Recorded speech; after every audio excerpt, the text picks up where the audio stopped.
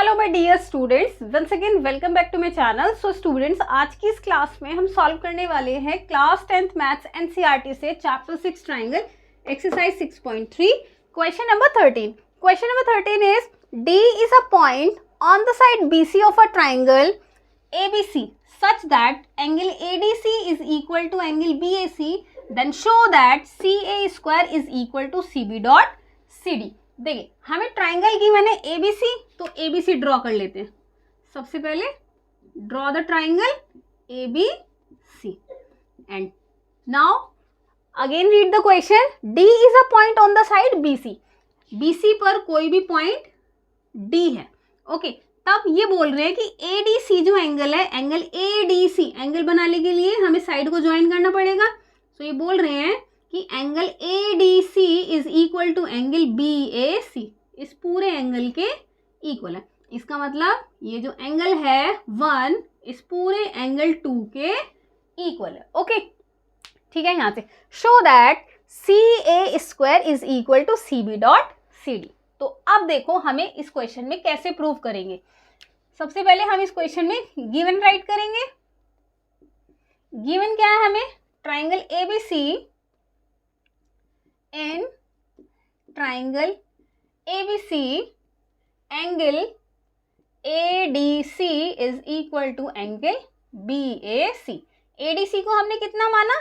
Angle 1 और BAC को हमने कितना माना? एंगल 2।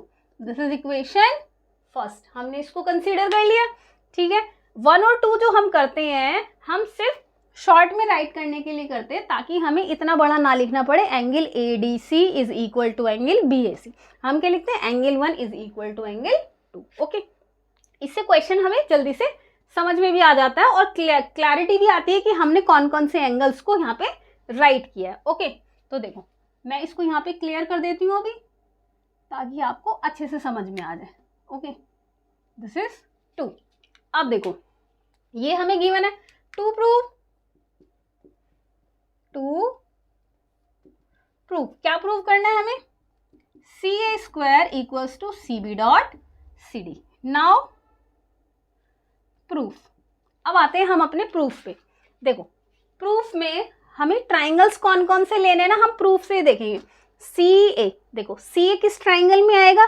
CA हमारा ABC में भी आएगा और ADC में भी आएगा। उसके अलावा CB हमारा ABC में आएगा। इसका मतलब ABC तो हमें लेना ही है, उसके अलावा CD ये लेना है। इसका मतलब दूसरा ट्राइंगल हमें कौन सा लेना है? एक तो लेना है ABC और दूसरा कौन सा लेना है? ADC, क्योंकि यहाँ पे CD साइड है।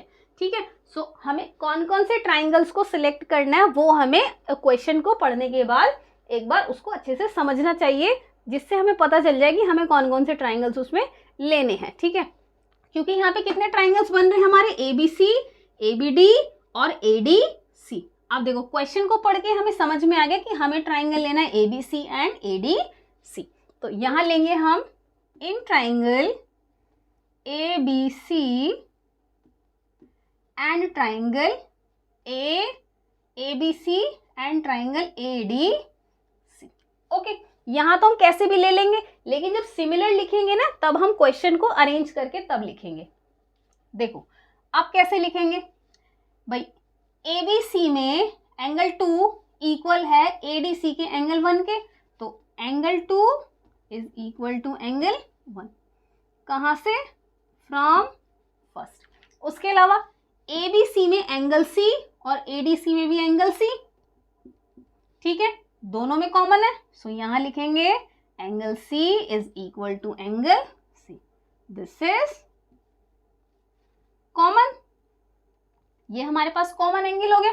अब देखो ABC में ये वाला एंगल और ABC में ये वाला एंगल, एंगल ADC में ये वाला एंगल और ये वाला एंगल। तो यहाँ पर हम राइट करेंगे, मैं यहाँ राइट कर देती हूँ कि बाय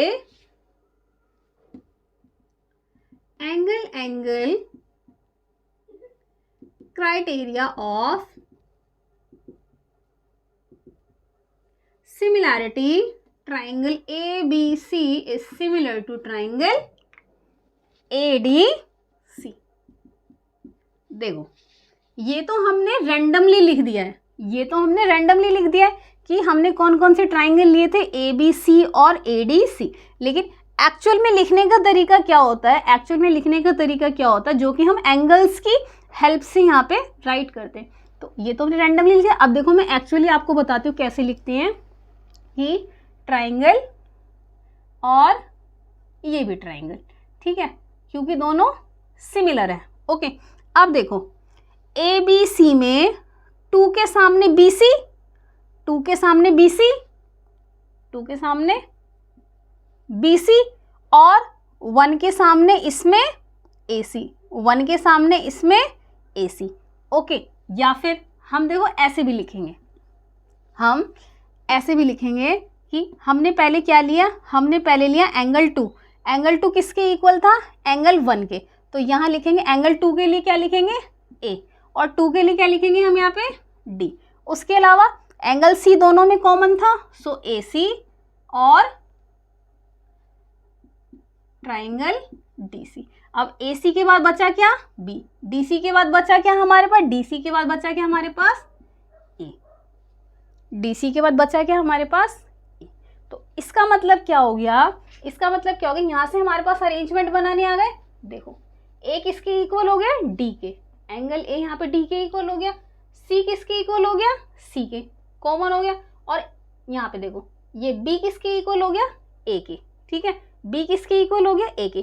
कैसे, ए बी सी में एंगल कौन सा बचता है, बी, और ए डी सी में कौन सा एंगल बचता है, ये वाला, ये वाला। भाई इतना एंगल बच गया ना, इतना एंगल, तो इसका मतलब ए बी सी का B angle A D C के ए एंगल के इक्वल हो गया, जो कि यहाँ से हमारा क्लियर हो गया, ठीक है। अब हम इसमें साइड्स का अरेंजमेंट बनाते हैं। देखो साइड्स का अरेंजमेंट, क्योंकि हमें साइड्स का अरेंजमेंट बनाना था, इसीलिए हमने सिमिलर, ये जो सिमिलैरिटी का क्राइटेरिया था ना, ये एंगल्स के अकॉर्डिंग लिखा, वरना हमें उसके अलावा इनको अरेंज करना पड़ता। अब देखो यहाँ से इजी पड़ जाएगा, A C upon D C, next B C और C A, B C C ए, बच गया कितना, अब ए बी और यहाँ से डी ए, ठीक है।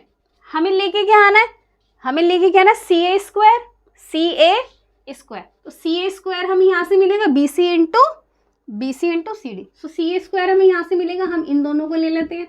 देखो A C upon D C, B C upon C A, क्योंकि क्वेश्चन में हमें यहाँ पे क्या लेके आना है, सी ए लेके आना है, तो हम इसको भी यहाँ पे सी ए कर देते हैं, ठीक है। अब क्रॉस मल्टीप्लाई करेंगे तो कितना होगा, C A into C A equals to B C into C D, क्योंकि क्वेश्चन में हमें क्या लेके आना है, सी डी, तो इसको यहाँ सी डी के फॉर्म में राइट कर लेते हैं, ठीक है। सी डी कितना होगा, C A square B C into C D, यही तो हमें लेके आना था। अगर हम देखो यहाँ पर हमारा क्वेश्चन कंप्लीट हो गया, पहले मैं इसको कंप्लीट कर दूं यहाँ पे, इसके बाद मैं आप लोगों को बताऊंगी एक बात। देखो अगर हम इसको सिंपल फॉर्म में राइट करते, जैसे ये मैं एक्स्ट्रा बता रही हूँ, देखो A B C is similar to A D C, ये हमने ऐसे ही राइट कर दिया कि ये वाला ट्राइंगल पूरा इस छोटे वाले ट्राइंगल ए डी सी के सिमिलर है, ठीक है। अब हमें जो साइड्स का रेशो बनाना था, वो फिर हमें एंगल्स को देख के बनाना था। ओके, या तो आप एंगल्स को देख के यहाँ पे सिमिलैरिटी की कंडीशन को राइट कर लो, फिर जब ये राइट कर लोगे तो ये इजी राइट करना इजी पड़ जाएगा। उसके अलावा अगर ये आपको नहीं आ रहा है लिखना, तो आप ट्राइंगल्स को एज इट इज लिख लो, जैसे भी आपको लिखना चाहते हैं। उसके अलावा आप यहाँ पे देखो 2 के सामने कौन सी साइड आ रही है, बी सी।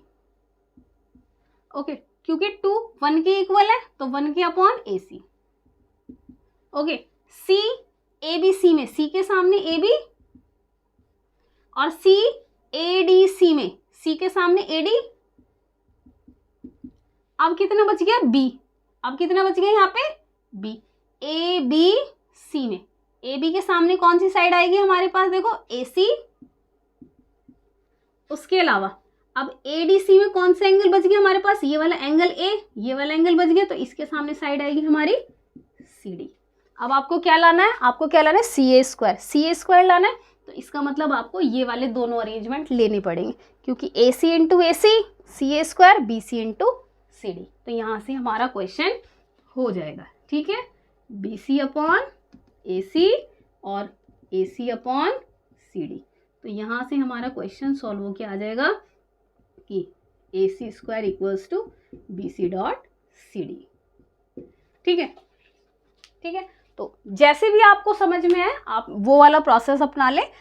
आपको ये समझ में आता तो ये कर लें, ये समझ में आता तो ये कर लें। प्रैक्टिस आप दोनों की कर लेना, क्योंकि इन केस आप एग्जाम देने गए और एग्जाम में एक फॉर्मेट भूल गए, दूसरा आपको आता है तो आप दूसरा उसमें अप्लाई कर सकते हैं, ठीक है। सो बढ़ते हैं अपने अगले क्वेश्चन की तरफ, दैट इज क्वेश्चन नंबर 13। सो यहाँ पे हम क्वेश्चन नंबर 14। नेक्स्ट क्वेश्चन है हमारा 14। 13 हमने यहाँ पे कंप्लीट कर लिया है। अगर कोई भी डाउट है तो प्लीज़ मुझे कमेंट बॉक्स में कमेंट करके बताइएगा। मिलते हैं नेक्स्ट वीडियो में, तब तक के लिए बाय बाय, सी यू।